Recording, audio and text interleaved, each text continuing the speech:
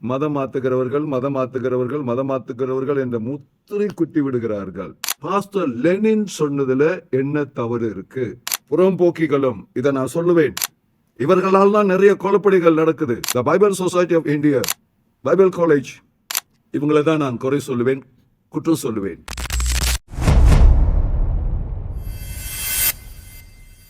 இந்த காணொளியை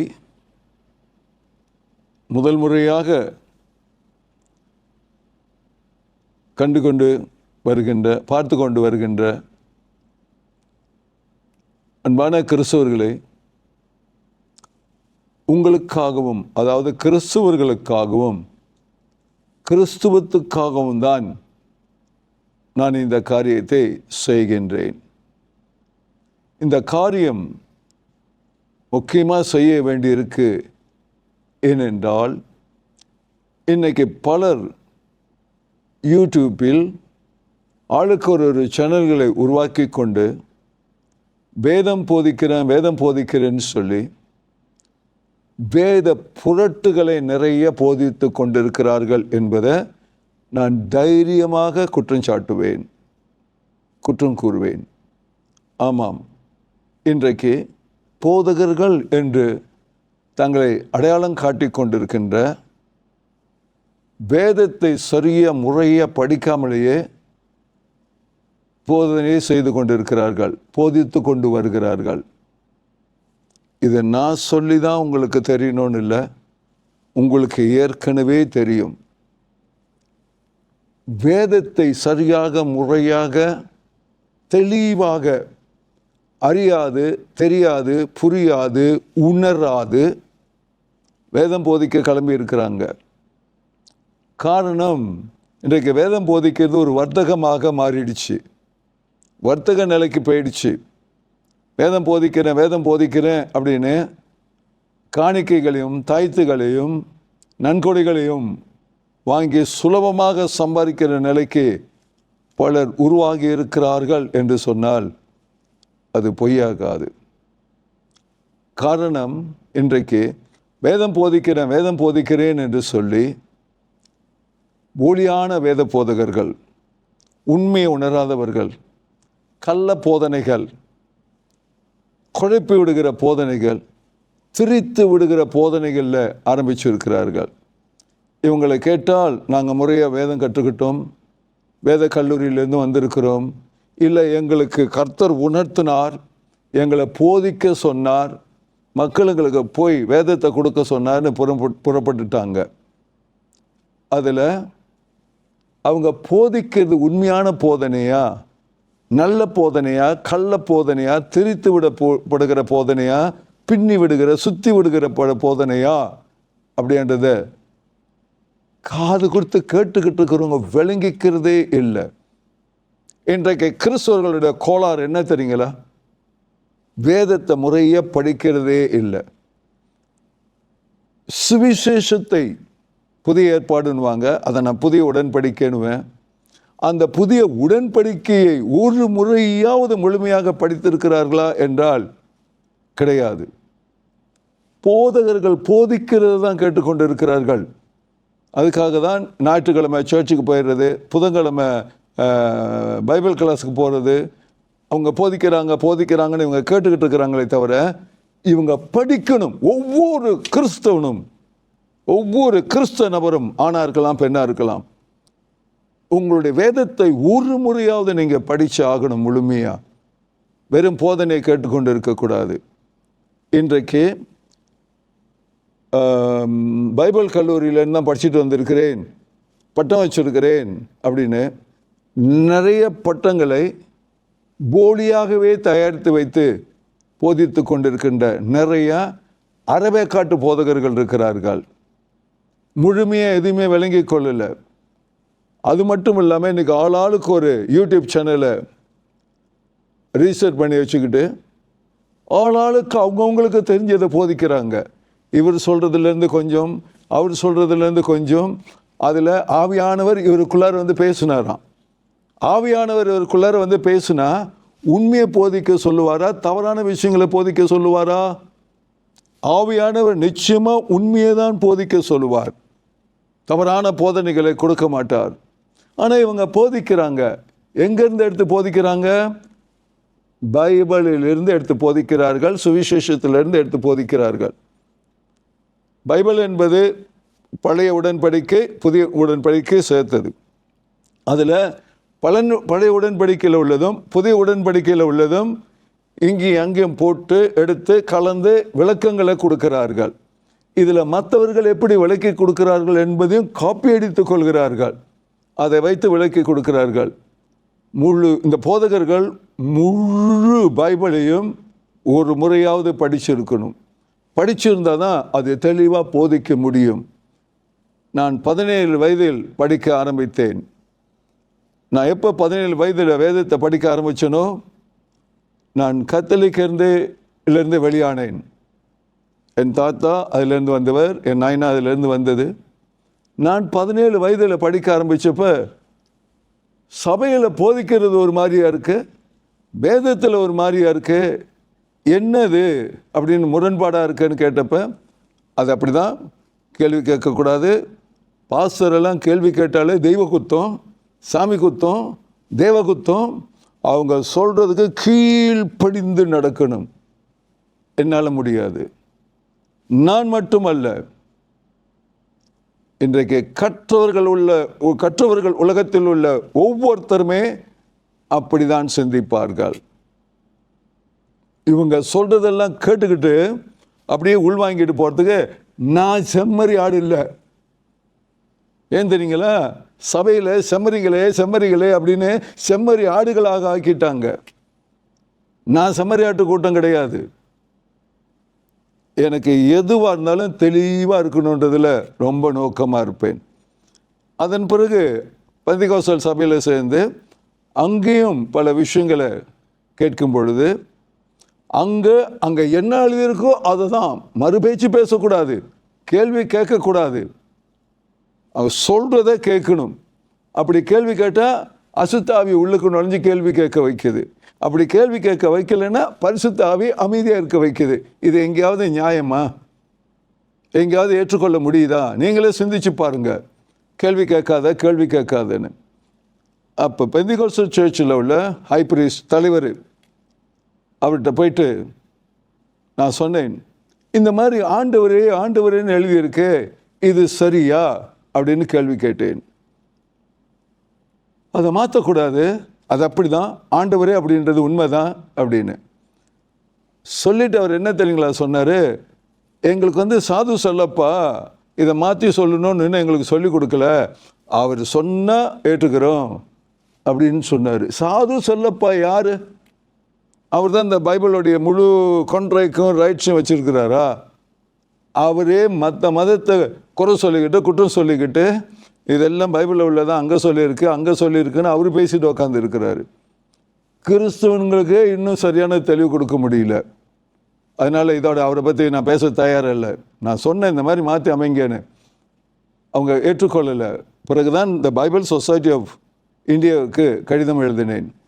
இந்த ஆண்டவரேன்ற வார்த்தை இருக்கக்கூடாது, அடுத்து கட்டளைன்னு இருக்கணுமே தவிர கற்பனைன்னு இருக்கக்கூடாது அப்படின்றதெல்லாம் எடுத்து சொன்னப்போ அவங்க ஒரு கடிதம் எழுதினார்கள். எனக்கு என்ன சொன்னார்கள்னா, அடுத்து வெளியீட்டில் இதை நாங்கள் மாற்றம் செய்கிறோம் அப்படின்னு. அது சொல்லி ரொம்ப காலமாச்சு, அப்புறம் எந்த மாற்றமும் இல்லை, எதுவும் இல்லை. பிறகு ஒரு சேனல் ஆரம்பித்து நானும் பேசலாம் அப்படின்னு நினச்சேன். ஆனால் அது ஒரு பாதிப்புகளை உருவாக ஆரம்பிச்சிடும். என்னவென்றால், நான் ஒரு சமுதாய காரியம் செய்து கொண்டிருக்கிறேன். இதோடு 36வது வருஷமாக செய்து கொண்டிருக்கிறேன். அந்த சமுதாய காரியம் எந்த மத சார்பற்ற முறையில் மனோவியல் நிலையில் நடத்தி கொண்டிருக்கிறேன். அதாவது உள்ளமன உணர்வியல் என்ற தத்துவத்தில் நான் நடத்தி கொண்டு வருகிறேன். அப்போ இதை கொண்டு வந்து நடத்த ஆரம்பித்தா நான் மத மாற்ற வேலை செய்கிறேன்னு அது ஒரு ஏற்கனவே புரளி கிளம்பிடுச்சு. நான் மத மாற்ற வேலை செய்கிறேன்னு. ஆனால் கிறிஸ்தவன் எவனும் வரமாட்டான் அந்த பயிற்சிக்கு. ஏன்னா மனோவியல் தேவனுக்கு விரோதமானது. நியாயமாக இது, மனோவியல் தேவனுக்கு விரோதமானதான். மனதை கொடுத்ததே அவர் தான், அதுக்குள்ளே உள்ள மன தத்துவத்தையும் மனோவியலும் கொடுத்தது அவர் தான். அது தேவனுக்கு விரோதமானதான், அது பிசாசு காரியம். அப்படின்லாம் பேசுவ ஆரம்பிச்சுட்டாங்க. ஸோ அதனால தான் நான் என்ன செய்தேன், இதை வெளியிட வேண்டாம், பிறகு ஒரு நேரம் வரும்போது பார்க்கலான்னு நான் பொறுத்திருந்தேன். ஏறக்குறைய 15 ஆண்டுகாலமாக நான் பொறுத்திருந்தேன். இது எப்போ செய்யலாம், பரவாயில்ல இப்போ செய்தாக்கா நான் செய்கிற சேவை பாதிச்சுருமே அப்படின்ட்டு. ஏன்னா நான் செய்கிறது மத சார்பு இல்லாதது. பல மதத்தவர்கள் அதில் கலந்து கொள்கிறார்கள், கிறிஸ்துவர்களை தவிர. கிறிஸ்துவங்களுக்கு இது எதிரி. எல்லாம் எங்கள் பைபிளில் இருக்குது, எங்கள் பைபிளில் இருக்குது என்ன சொல்லுவாங்க. நான் அவங்கள்ட்ட கேட்டுருக்கிறேன், எல்லாம் உங்கள் பைபிள் இருக்குது, எல்லாம் உங்கள் பைபிள் இருக்குன்றீங்க. கல்வி இருக்கா, மருத்துவம் இருக்கா, இன்றைய டெக்னாலஜி இருக்கா, வர்த்தகம் இருக்கா, சட்டம் இருக்கா, ஒரு பிஸ்னஸ் மேனேஜ்மெண்ட் இருக்கா, இந்த காலத்துக்கு தக்க மாதிரியான டெக்னாலஜிகள் இருக்கா அப்படின்னு கேட்கும்போது இவன் என்டிகிரைஸோட கையாள், என்டிகிரைஸ் தான் இப்படி கேட்பாங்க. கொஞ்சமாவது நியாயமாக இருக்குங்க. நியாயமாக கேட்டால் என்டிகிரைஸ்னால் முதல்ல இவங்களுக்கு என்ன யாருன்னு தெரியுமா, அவர் எப்போ வர போகிறாரு, எப்படி அவரோட காரியம் நடக்க போகுது அப்படின்னு.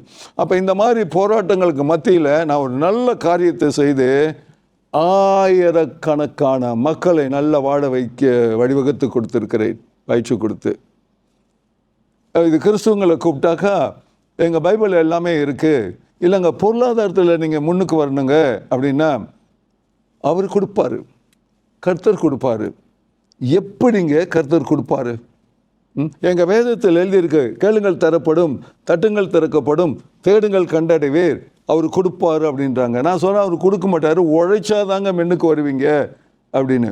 உடனே 2 எஜமானங்களுக்கு ஊழியம் செய்யக்கூடாது, ஒருத்தனை பகைத்து ஒருத்தரை ஏற்றுக்கொள்ள வேண்டியிருக்கும். அப்போ பொருளாதாரத்தில் முன்னுக்கு வரணும்னா அது சாத்தானுடைய காரியம், பணம் சம்பாதிக்கிறது சாத்தானோட காரியம். பாதிரியார்களே, போதகர்களே, உங்களுக்கு தாய்த்து மட்டும் வேணும்னு கேட்குறீங்க. தாய்த்து வேணும்னா பொருளாதாரத்தில் முன்னேறினா தாங்க கொடுக்க முடியும். உங்களுக்கு மாதம் முடிஞ்சோன்னு தாய்த்து வேணும். ஆனால் இவங்க நகை போடக்கூடாது, நல்லா சம்பாதிக்கக்கூடாது, பண நோக்கம் வைக்கக்கூடாது, இந்த மாதிரி நிலைகள். அப்போ இந்த மாதிரி போராட்டம், நான் கேட்ட கேள்விகளுக்கெல்லாம் பதில் கிடைக்காதனால நான் குடும்பத்தோடு அந்த சபையிலிருந்தும் வெளியானேன்.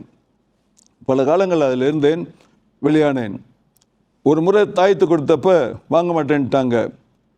ஏன்னு கேட்டதுக்கு, இது பிசாசு பணம். பிசாசு பணமா? அரசாங்க பணங்க, நான் முறையாக சம்பாதிச்சேங்க, தவறான வழியில் இல்லை. கேஷனோ வச்ச நேரத்தில், ஒரு ப்ரொஸ்டியூட் சென்டர் வச்ச நேரத்தில், இது உண்மையான பணங்க.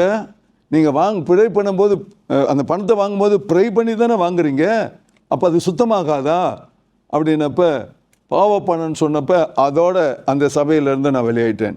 இப்போ நாங்கள் எந்த சர்ச்சுக்கும் போகிறதில்ல. ஆனால் வேதத்தை நாங்கள் முறையாக படிச்சுக்குவோம்.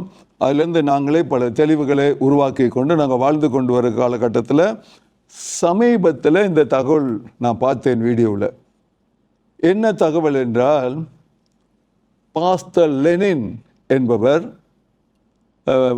பைபிளுக்கு விரோதமாக பேசுவது போலவும், அவர் தவறான நிலைக்கு போயிட்டதாகவும், கிறிஸ்துவத்தை விட்டுட்டதாகவும் பேசிக்கொண்டு வர ஆரம்பித்தார் அப்படின்ற தகவல் அங்கே இருந்துச்சு.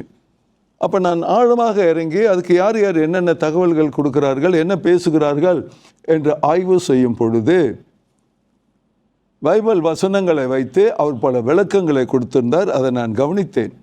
அது பார்க்கும்போது அவர் கேட்குற கேள்விகள் நியாயமாக இருக்கிறது. அவர் கேட்குற கேள்வி நியாயமாக இருக்கும் பொழுது, இந்த பாசர் குழுவெல்லாம் என்ன செய்யணும்? சோ கால்டு போதகர்கள், ஒரே வேதத்தை தானே போதிக்கிறீங்க, ஒரே கர்த்தர் தானே பேசுகிறீங்க, அவரை பற்றி தானே பேசுது, ஒரே கிறிஸ்துவத்தை பற்றி தானே பேசுது. அப்படி பேசுகிறவர்கள் கூட்டாக ஒன்று சேர்ந்து அவர் பாஸ்டர் லெனின் அழைச்சி, என்ன தகவல், என்ன நீங்கள் பார்த்தீங்க, என்ன குற்றம் அப்படின்னு கேட்டிருக்கணும், விளக்கம் கேட்டிருக்கணும், குழு போட்டு பேசி இருக்கணும். அந்த மாதிரியெல்லாம் இல்லாமல் இவர் ஃபேக் பாஸ்டர் ஆகிட்டாரு, தவறான இதுக்கு கொண்டு போகிறாரு, மக்களை தவறான போதனை கொண்டு போகிறாருன்னு. இன்றைக்கி எத்தனை பாஸ்டருங்க உண்மையிலேயே மக்களை சரியான வழிக்கு கூட்டிகிட்டு போயிட்டுருக்குறாங்க? பாஸ்டர் என்று சொல்லி கொண்டு இருக்கிற நீங்கள் உங்கள் இருதயத்தை தொட்டு சொல்லுங்கள். அதான் நான் உணர்வுன்னு சொல்லுவேன். உங்கள் உணர்வை தொட்டு சொல்லுங்கள். எப்பொருள் யார் யார் வாய் கேட்பினும் அப்பொருள் மெய்ப்பொருள் காண்பது அறிவு அப்படின்றது வள்ளுவர் எழுதியிருக்கிறாரு. அது பொதுவான நியாயமான கருத்து, அதை யாரும் புறக்கணிக்க முடியாது. எப்பொருள் யார் யார் வாய் கேட்பினும் அப்பொருள் மெய்ப்பொருள் காண்பது அறிவு அப்படின்னு வரும் பொழுது அதில் நான் ஒரு மாற்றத்தை ஒன்று உருவாக்கி, எப்பொருள் யார் யார் வாய் கேட்பினும் அப்பொருள் மெய்ப்பொருள் காண்பது உணர்வு அப்படின்னு நான் மாற்றி எழுதி வைத்திருக்கிறேன். காரணம், அந்த காலத்தில் அறிவுனா என்னன்னு தெரியாது, அறிவுனா தான் தெரியும், உணர்வுனா தெரியாது. இந்த முழு திருக்குறள்லேயே உணர்வுன்ற வார்த்தை கிடையாது. ஆனால் இன்னைக்கு உணர்வை பற்றி பேசப்படுது. நான் உள்ளமன உணர்வியல் என்ற தத்துவத்தை வைத்து பயிற்சி நடத்தி கொண்டு இருக்கிறேன். வேதத்தில் என்னங்க எழுதியிருக்கு? உன் முழு சரீரத்தோடும் முழு ஆவியோடும் முழு ஆத்மாவோடும் முழு இருதயத்தோடும் கர்த்தரை தொழுது கொள்ளணும். முழு இருதயத்தோடும். இறுதின்றது ஒரு ஆர்கன், ஒரு உறுப்பு. ஆனால் அதுக்குள்ளார உள்ளது உள்ளம். முழு உள்ளத்தோடு தொழுது கொள்ளணும். அந்த ரீதியில் ஒருத்தர் இந்த மாதிரி நிலைகள் வரும்போது ஏங்க உட்காந்து பேசி இருக்கக்கூடாது? ஏன் ஒருத்தரோடு உட்காந்து ஆலோசனை பண்ணி இருக்கக்கூடாது? லெனின் சொன்னதில் தவறில்லை, பாஸ்டர் லெனின் சொன்னதில் தவறில்லை. இதை நான் அவருக்கு ஆதரித்து பேசணுன்றதுக்காக இல்லை, நான் இங்கே பேச வரல. நியாயத்தை பார்க்கணும். வேதத்தில் குறை இருக்குது, கோளாறு இருக்குது, பைபிளில் தவறு இருக்குன்னு அவர் சொன்னதில் தப்பு இல்லை. நான் 17 வயதிலேருந்து அதான் சொல்லி கொண்டு இருக்கிறேன். அதனால தான் நான் எங்கெங்கே குறைகள் இருக்கோ அதை மாற்றி மாற்றி மாற்றி அமைத்து எனக்கு தக்க மாதிரி நான் எடுத்துக்கொள்வேன். ஏன்னா நான் கேள்வி கேட்டதுக்கு யாரும் பதில் சொல்ல முடியவில்லை, எந்த பாஸ்டர்னாலையும் சொல்ல முடியவில்லை. எல்லாம் தவறாக தான் பேசினார்கள், எதிர்ப்பாக தான் பேசினார்கள். யார்கிட்ட கேட்டாலும் நோ, அதை மாற்றக்கூடாது, பைபிளில் உள்ளதை மாற்றக்கூடாது, பைபிளில் உள்ளதை மாற்றக்கூடாது, அது அப்படி தான் இருக்கணும், அப்படி தான் இருக்கணும், அப்படி தான் இருக்கணும். ஏதாவது ஒரு வார்த்தை கூட்டினாலோ குறைச்சாலோ எரி நரகத்துக்கு போயிடுவீங்க. இப்படியே பயமுறுத்தி வசனங்களை மாற்றாமல் இருந்தால் எப்படி இருக்கும்? காலத்துக்கு ஏற்ற மாதிரி வசனங்களை மாற்றணுங்க. காலத்துக்கு ஏற்ற மாதிரி மாற்றி அமைக்கணும். 2000 ஆண்டுகளுக்கு முன்பு உள்ளது வேறு மாதிரி. அதனால தான் சொன்னேன் வள்ளுவரை பற்றி. அன்னைக்கு அறிவு தான் அவர் எழுதி வச்சார். இன்றைக்கு உணர்வுன்ற ஒரு உண்மை வர்றது போல இன்றைய காலத்துக்கு தக்க மாதிரி வேதத்தில் பல விஷயங்களை மாற்றி அமைக்கணும். மாற்றி அமைத்தால் தான் சரியாக இருக்கும். அதில் நான் நிறைய என்னென்ன குற்றங்கள் இருக்குன்னு லிஸ்ட்டு வச்சுருக்கிறேன். அடுத்த காணொளிகளை நான் தயாரிக்கும் போது வீடியோவில் அதை நான் உங்களுக்கு போட்டு காட்டுகிறேன். அன்பான கிறிஸ்தவர்களே, கிறிஸ்துவம் பாதுகாக்கப்படணும், கிறிஸ்துவ முறை பாதுகாக்கப்படணும்னா வசனங்களை பல இடங்களில் மாற்றி அமைக்க வேண்டியிருக்கு. 4 புத்தகம் புதிய உடன்படிக்கை, புதிய ஏற்பாடுன்னு வைங்க. புதிய உடன்படிக்கையில் 4 புத்தகத்திலேயே ஒன்றுக்கொன்று கான்ட்ரடிக்ஷன் இருக்கு. யார் சொன்னா இல்லைன்னு? நிறைய கான்ட்ரடிக்ஷன் இருக்கு. அந்த கான்ட்ரடிக்ஷனோட சும்மா கதையாக படிச்சுட்டு போனால் அது ஒரு மாதிரியாக போயிடும். ஆனால் படித்தவர்கள் உலகத்தில் ஞானத்தோடு வசனத்துக்குள்ளார நுழைஞ்சி படிக்கும் பொழுது நிறைய கேள்விகள் எழும்புது. அந்த கேள்விகள் எழும்பி அதுக்கான பதிலை உருவாக்கி கொண்டு அதில் அந்த உண்மையை எடுத்துக்கொண்டதான் உண்மையான விசுவாசத்தோடு வாழ முடியும். அந்த உண்மையான விசுவாசத்தை உருவாக்கக்கூடியதாக இருக்கணும் வேத புத்தகம். ஆனால் இன்னைக்கு அதில் நிறைய குழப்படி இருக்குது. அந்த குழப்படிகளுக்கு யார் காரணம்? எவர் காரணம்? The Bible Society of India மெயினான காரணம். இந்திய வேதாகம சங்கம் மெயினான காரணம். அடுத்து பைபிள் ஸ்கூல், பைபிள் காலேஜ், பைபிளை குறித்து கற்றுக் கொடுக்குற கல்விக்கூடங்கள். நான் கல்விக்கூடங்களையும் பைபிள் காலேஜும் இரண்டாவதாக தான் குற்றம் சொல்வேன். காரணம், அவங்க என்ன செய்வாங்க? படித்ததை வச்சு தாங்க கேட்பாங்க. அவங்க என்ன படித்தாங்களோ அதை வச்சு தான் போதிப்பாங்க. ஏன்னா அவங்களே ஆராய்ச்சி பண்ணக்கூடாதுன்னு இருக்கு. ஆனால் இன்றைக்கு கற்றவர்கள் உலகத்தில் ஆராய்ச்சி மனப்பான்மைன்னு நிறைய இருக்குது. ஆராய்ச்சி ஆராய்ச்சி ஆராய்ச்சி. இன்னைக்குள்ள மனம் சாதாரணமாக எதையும் உடனே ஏற்றுக்கொள்ளாது. ஏன்னா இது கற்றவர்கள் உலகம். கல்லாதவர்கள் உலகத்தில் என்ன நடந்துச்சு தெரியுங்களா? போதகர் போதிப்பார், கேட்பாங்க, முடித்தோடனே அப்படியே ஒரு பாப்பெட் மாதிரி அவர் என்னென்ன செய்ய சொல்கிறாரோ செஞ்சு முடிஞ்சிட்டு ஆண்டவருக்கு நன்றின்ட்டு போவாங்க. இந்த ஒரே ஒரு வசனத்தை எடுத்து படிப்பாங்க. அந்த வசனத்தை படித்து முடித்த பிறகு ஆண்டவருக்கு நன்றி அப்படின்ட்டு போயிடும். ஆனால் இவங்க படிக்க மாட்டாங்க, இவங்களுக்கு விளங்காது. அந்த பாஸ்டர் என்ன சொன்னாரோ, அந்த ஃபாதர் என்ன சொன்னாரோ அதான் கேட்டுக்கிட்டு இருப்பாங்க. இதெல்லாம் மாற்றி அமைக்கிறதுக்காக தான் 1520களில் மார்ட்டின் லூதர் வந்தார். மார்ட்டின் லூதர் எல்லோரு கையிலையும் வேதம் இருக்கணும், எல்லோருமே படித்து ஆகணும்னு சொல்லி புரட்சி செய்தார். வத்திக்கனுக்குள்ளார நுழைஞ்சார். தன்னுடைய உயிரையே ரிஸ்க் வச்சு பணயம் வச்சு நுழைஞ்சார். உள்ளுக்கு போய் வேத புத்தகத்தை வெளியில் கொண்டு வந்தார். மாற்றி அமைத்தார். எல்லார் கைக்கும் இந்த வேதம் வரணும் என்று. அதாவது அவ்வளோ காலம் ரோமன் கத்தோலிக் ரோமர்களுடைய பாரம்பரியத்தில் இருந்தது எல்லாமே அவர் உள்ளுக்கு நுழைந்து எடுத்துக்கொண்டு வந்து வெளியில் அறிமுகப்படுத்தும் போது தான் இந்த புரொட்டஸ்டன்ட் உருவானது. அவ்வளோ பெரிய ரிஸ்க் அவர் எடுத்து செய்ததுனால தான் இன்றைக்கி எல்லார் கையிலையும் பைபிள் இருக்குது, எல்லாருமே வாசிக்க வாய்ப்பு இருக்குது, எல்லா மீடியாக்களையும் அது போய்கொண்டு இருக்குது. இல்லைன்னா இந்த ரோமருடைய கலாச்சாரம் பேகன் காட் வழிபாடு, பேகன் காட் வர்ஷிப்பில் தான் இருந்திருக்கும். இந்த ரியல் காட் யார், உண்மையிலே ஜீசஸ் யார், உண்மையிலே அவருடைய பேர் ஜீசஸ் இல்லை தெரியுங்களா? இப்ரு மொழியில் இப்ரு எழுத்தில் ஜே என்ற வார்த்தை இல்லை. சரி, அது என்னன்றதை நான் இன்னொரு வீடியோவில் வரும்போது சொல்கிறேன். நான் கர்த்தர் என்று மட்டும்தான் சொல்வேன். கர்த்தர் யார், தேவன் யார், பரிசுத்த ஆவியானவர் யார் அப்படின்றதெல்லாம் ஓரளவுக்கு வெளிப்படுச்சு. ஆனால் பைபிளில் மீண்டும் அவங்க அதை தொகுத்து அனுப்பும் பொழுது தேவன் யார், கர்த்தர் யார், பரிசுத்த ஆவியானவர் யார் அப்படி இல்லைன்னும் போது எனக்கே ஒரு சாதாரண மனுஷன் எனக்கே குழப்பம் வருதுன்னா 20 வருஷமாக பாஸ்டர் காரியம் செய்தவருக்கு கேள்வி எழும்புமா எழும்பாதா, குழப்பம் எழும்புமா எழும்பாதா? இதை பாருங்க, பாஸ்டர்னு போதிச்சுக்கிட்டு இருக்கிறீங்க, ஏங்க உங்களுக்கே இந்த குழப்பம் ஏற்பட்டிருக்கா இல்லையா? உணர்வை தொட்டு சொல்லுங்க. அறிவே இல்லை, அறிவு போய் சொல்லும், மனம் போய் சொல்லும். உணர்வை தொட்டு சொல்லுங்க. உணர்த்தனிச்சா இல்லையா? ஆனால் உங்களுக்கு தைரியம் இல்லை தெரியுங்களா? உண்மையை எடுத்து பேசிட்டா சபை போயிடும், வருமானம் போயிடும், மக்களுக்கு எதிர்ப்பாயிடும், குழப்பமாயிடும். அந்த மாதிரி போகக்கூடாது. ஊரோடு ஒத்து வாழ்ந்துட்டு போவோம். ஏன் இந்த பிரச்சனைன்னு? நீங்களும் ஒரு பயந்தாங்கொழியாக தானே இருக்கிறீங்க. நீங்களும் தேவனுக்கு விரோதம் செய்கிறீங்களா இல்லையா? உண்மையை தொட்டு சொல்லுங்க. நீங்களே கர்த்தரை மீண்டும் தூக்கி சிலுவையில் அறையிறீங்களா இல்லையா? உங்களுடைய தவறான போதனையினால் நல்ல உணர்வாளர்களாக இருந்தால் உங்களுக்கு உணர்த்தப்படும், உணர்ந்து கொள்வீங்க. இப்போ இன்றைக்கு இவ்வளோ குழப்பங்களுக்கும் வந்ததுக்கு காரணமே the Bible Society of India, பரிசுத்த வேதாகம சங்கம் காரணம். நான் அதை குற்றம் சுமத்துவேன். இந்த பைபிள் சொசைட்டி ஆஃப் இந்தியாவை நான் குற்றம் சுமத்துவேன். ஏன் தெரியுங்களா?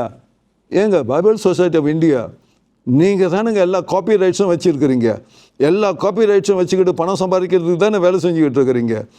மக்கள் மத்தியில் ஒரு முதல்ல தவறான தகவல் போகலாமா? தவறான தகவல் போகிற அளவுக்கு நீங்கள் வேத புத்தகத்தை வெளியாக்கி இருக்கலாமா? வெளியீடு செய்திருக்கலாமா? நீங்கள் செய்ததை தானே இவங்க எடுத்து போய்ச்சிக்கிட்டு இருக்கிறாங்க.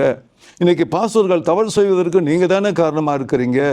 இப்போ இதுக்கெல்லாம் ஒரு மாற்றத்தை உருவாக்கணும்னா இந்த விஷயத்தை, இந்த வீடியோ காணொலியை கண்டு கொண்டு இருக்கின்ற உண்மையான கிறிஸ்தவர்களே, சத்திய கிறிஸ்தவர்களே, நம்மளுடைய சத்திய கிறிஸ்துவம் பாதுகாக்கப்படணும், சத்தியம் போதிக்கப்படணும், தெளிவாக மக்களுக்கு தகவல் போகணும்.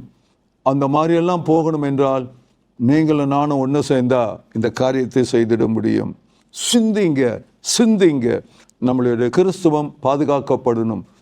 ஒவ்வொருத்தரும் அவங்களுடைய மதத்தை பாதுகாக்குவதற்கு எப்படி செயல்பட்டு கொண்டு இருக்கிறார்கள்.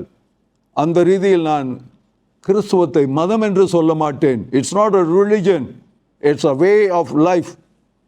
அது ஒரு மார்க்கம், வாழ்வதற்கான மார்க்கத்தை பரலோகத்திலிருந்து கொண்டு வந்து அவர் கொடுத்துட்டு போயிருக்கிறாரு. அவர் அந்த காரியத்தை செய்துட்டு போயிருக்கிறாரு. சத்தியம் மாறாமல் பார்த்து கொள்ளுங்கள். சத்தியமாகவே இருக்கட்டும். அந்த சத்தியம் முறையாக இருக்கணும். அப்போ எல்லோரும் உணர்ந்து கொண்டு அதில் முறையாக போகணும். வேதம் ஒன்று தானுங்க. சுவிசேஷம் ஒன்று தானே. அந்த ஒன்றில் ஏன் இந்த பக்கமும் அந்த பக்கமும் போராட்டம்? எதனால் இந்த மாதிரி போராட்டங்கள்? ஒரே குடியிருப்பு பகுதி தான், 2 சபைகள் இருக்கும். இந்த சபைக்காரர் அந்த சபைக்கு போகக்கூடாது, அந்த சபைக்காரர் இந்த சபைக்கு வரக்கூடாது. என்னங்க நியாயம்? ஏங்க இந்த மாதிரி பிரிக்கிறீங்க? ஏங்க இந்த மாதிரி கோளாறுகள்? அடுத்தடுத்த வீடியோவில் நான் நிறைய கேள்விகள் கேட்க போகிறேன், நிறைய தவறுகள் என்னன்றதை கொண்டு வந்து காட்டப் போகிறேன். இப்போ இதுக்கு ஒரு தீர்வு காணணும். பாஸ்டர் லெனின் போல மற்றவர்களும் கிறிஸ்தவத்தை விட்டுட்டு வெளியே போகாதபடி சரியாக முறையாக நடப்பதற்கு இந்த பைபிள் சொசைட்டி ஆஃப் இந்தியா என்ன முடிவெடுக்க போகுது?